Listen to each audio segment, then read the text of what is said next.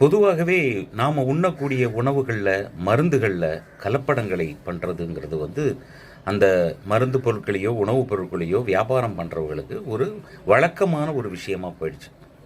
இப்போ சமீபத்தில் கூட இருமல் மருந்து குடிச்சு ராஜஸ்தான் மற்றும் மத்திய பிரதேச மாநிலங்களில் 20க்கும் மேற்பட்ட குழந்தைகள் இறந்ததாகவும் அந்த மருந்து நம்ம தமிழ்நாட்டிலேருந்து தயாரிக்கப்பட்டது அப்படின்னு சொல்லி அந்த மருந்து கம்பெனிக்கு சீல் வச்சுட்டாங்க.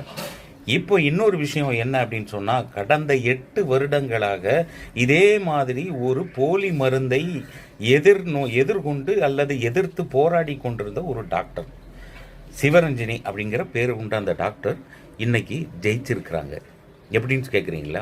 ஓஆர்எஸ் அப்படிங்கிற ஒரு மருந்து நம்மெல்லாம் குடிப்போம். அதாவது உடம்பு சரியில்லை, வயிற்றுப்போக்கு, இந்த மாதிரி விஷயங்கள் ரொம்ப உடல்நிலை ரொம்ப பலகீனமாக இருக்குது அப்படின்னா அந்த ஓஆர்எஸ் மருந்து அப்படி குடிங்க அப்படின்னு சொல்லுவாங்க.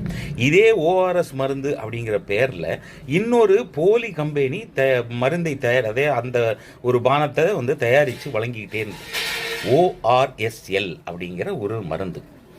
அந்த மருந்து இந்த ஓஆர்எஸ்ல இருக்கிற அதாவது இவங்க சொல்ற அந்த மருத்துவ குணங்கள்லாம் எதுவுமே இல்லாமல் வெறும் சர்க்கரை தண்ணி தான் இருக்கு அப்படின்னு அந்த அம்மா கிட்டத்தட்ட ஒரு 8 வருடமா போராடி இப்போ FSSAI, அதாவது food safety standard authority of India, இது பேன் பண்ணிடுச்சு அந்த மருந்தை.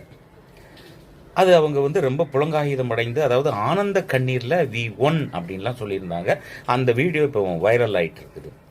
இந்த அம்மா கேஸை போட்டு இவ்வளவு போராடி 8 வருஷம் தன்னுடைய வாழ்க்கையில் இதை குறித்து போராடி கொண்டிருந்த அந்த கம்பெனியுடைய ப்ராடக்டை FSSAI தடை பண்ணதும் இப்போ அவங்க என்ன சொல்கிறாங்களா அந்த கம்பெனிக்காரனுங்க, ஐயா நாங்கள் தப்பு பண்ணிட்டோம், இருந்தாலும் எங்கள் ப்ராடக்ட் 150 கோடி ரூபாய்க்கு வெளியே மார்க்கெட்லேயே இருக்குது, அதை விற்கிற வரைக்குமாவது எங்களுக்கு அனுமதி கொடுங்கங்கிறாங்களாம்.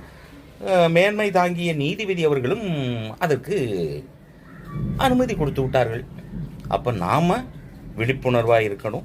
ஓஆர்எஸ்க்கு பதில் அந்த ORSL அப்படிங்கிற ஒரு மருந்து எது போலி எது நிஜம் அப்படின்னு அந்த வாங்குகிற மெடிக்கல்காரன் மண்டையில் கொட்டி கேட்டு நல்லதாக கொடுப்பா, தயவுசெய்து நீ நல்லா இருப்ப, உன் குடும்பம் நல்லா இருக்கும்னு சொல்லி அவன்கிட்டேருந்து நம்ம நல்லதை வாங்கி சாப்பிடுங்க, போலிகளை வாங்கி சாப்பிடாதீங்க. ஒரு மருந்தை ஒரு தடவைக்கு ஒரு உணவோ மருந்தோ அது நல்லதா அப்படின்னு பார்த்து வாங்குகிற பெரும் கடமை நமக்கு இருக்குது.